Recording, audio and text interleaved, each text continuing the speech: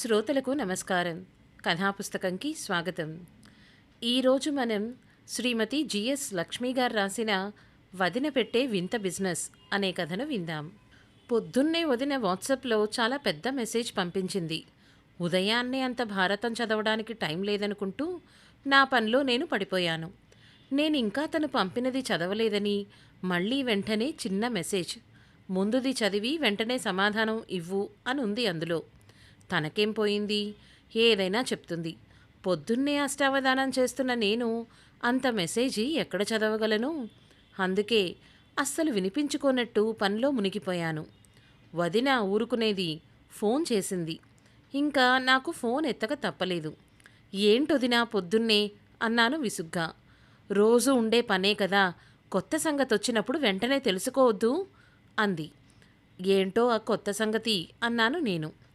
మా కాంతం వదిన అల్లుడి తమ్ముడు పెళ్ళికి ఉన్నాడు కదా, అతను తనకి ఎలాంటి అమ్మాయి కావాలో ఒక లిస్ట్లా రాసి అందరికీ పంపిస్తున్నాడు సువర్ణ.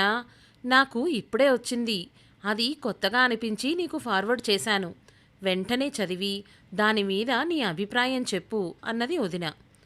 తుంటి మీద కొడితే పళ్ళు రాలాయన్నట్టుగా ఎక్కడో మీ కాంతం వదిన అల్లుడు తమ్ముడికి కావలసిన అమ్మాయి ఎలా ఉండాలనుకుంటే నాకెందుకు వదినా? అయినా ఎన్నిసార్లు చెప్పాను నీకు ఇలా పొద్దున్నే నా బుర్ర తినొద్దని అన్నాను నేను. సరేలే, నీకు బాగా తీరుబడయ్యాకే చదువు, అప్పుడు మటుకు ముందే ఎందుకు చదవలేదా అనుకుంటావు నువ్వు అంటూ ఫోన్ పెట్టేసింది వదిన. ఇక అక్కడి నుంచి నా ఆలోచనలు పరిపరి విధాలా పోయాయి. అందులో ఆ కుర్రాడు ఏం రాసినట్టు?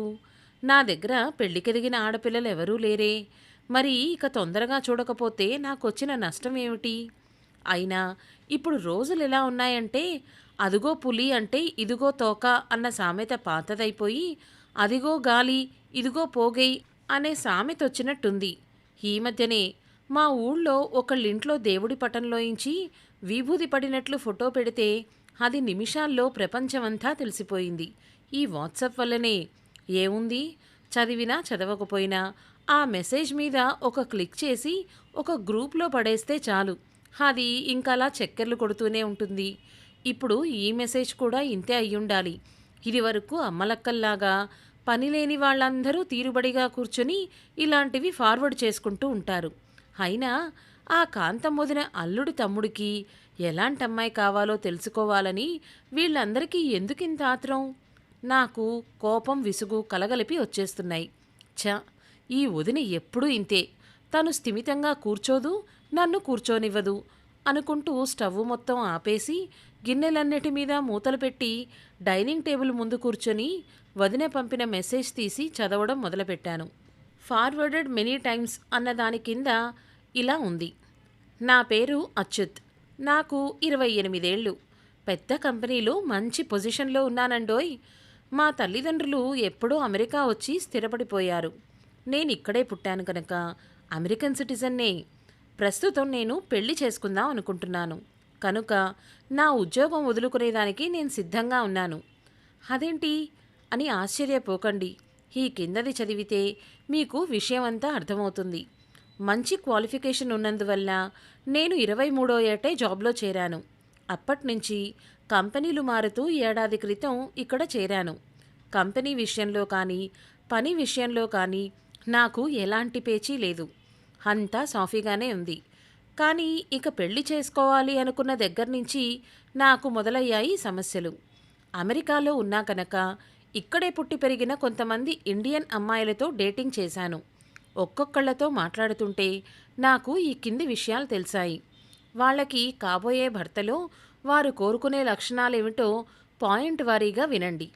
మొదటిది, వాళ్ళకి కావలసింది జీవితం పంచుకునే భాగస్వామి కాదు, బోలెడు సంపాదించి చేతిలో పోస్తూ కేవలం ఆర్థికంగా తమని పెద్ద అంతస్తులో ఉంచే పెద్ద ఉద్యోగి.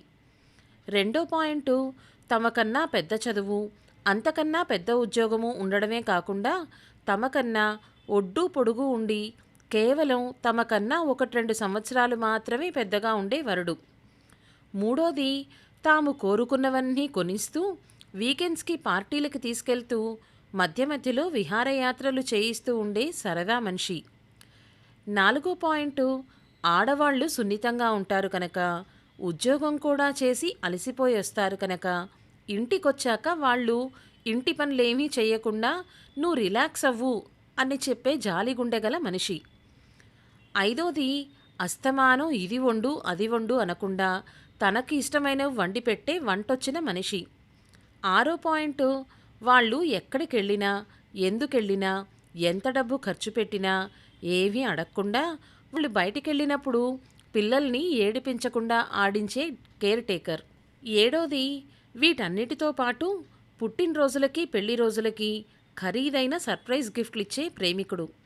ఇక ఎనిమిదో పాయింట్, రేపొద్దున ఇద్దరికీ సరిపోక ఒకవేళ విడిపోతే వాళ్ళకి ఎంత డబ్బు ఇవ్వాలో కూడా ముందుగానే అగ్రిమెంట్లో రాసిచ్చే పెద్ద మనిషి.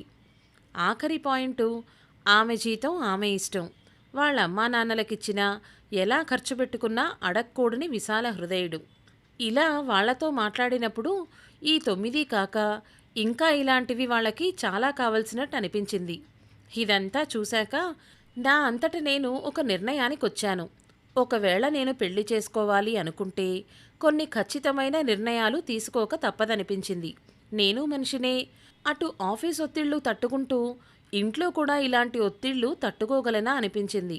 అందుకే ఇప్పుడు నేను నాకు కావలసిన అమ్మాయి ఎలా ఉండాలో చెప్తాను. అలాంటి అమ్మాయిలు ఎవరైనా ఇష్టమైతే నన్ను కాంటాక్ట్ చేయండి. ఫస్ట్ పాయింట్, నేను ఏ ఉద్యోగం చెయ్యను. ఇంట్లో ఉండి వేళకింత వండి పెడుతూ ఇల్లు నీట్గా ఉంచుతాను. నన్ను కూడా తన జీతంతోనే నా భార్య పోషించాలి. సెకండ్ పాయింట్, నేను బయటకెక్కడికి వెళ్ళను. నాకు ఫ్రెండ్స్ అక్కర్లేదు. నెలకొక్కసారి నాకొక కొత్త వీడియో గేమ్ కొనిస్తే చాలు.